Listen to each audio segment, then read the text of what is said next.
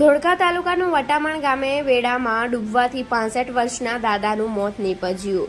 ધોળકાના વટામણ ગામે વેડામાં ડૂબી જતા વટામણ ગામના હરજીભાઈ જીવાભાઈ જાદવનું મોત નીપજ્યું હતું।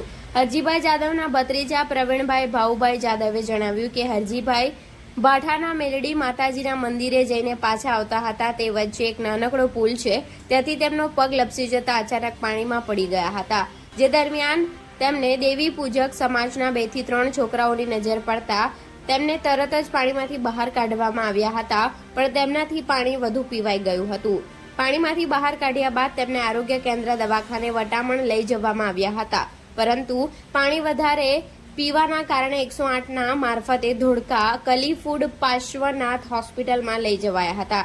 ત્યાંથી પણ તેમને સીધા અમદાવાદ સિવિલ હોસ્પિટલમાં લઈ જવામાં આવ્યા હતા। જો કે ત્યાં સારવાર દરમિયાન તેમનું મોત થયું હતું। તેમના પરિવારજનોમાં તેમજ વટામણ ગામમાં શોકની લાગણી ફેલાઈ જવા પામી હતી।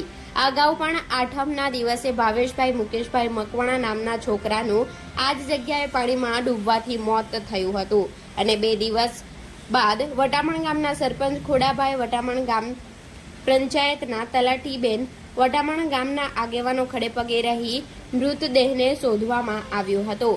રિપોર્ટર પ્રકાશ મકવાણા, ગુજરાત ક્રાઇમ ન્યૂઝ, ધોળકા।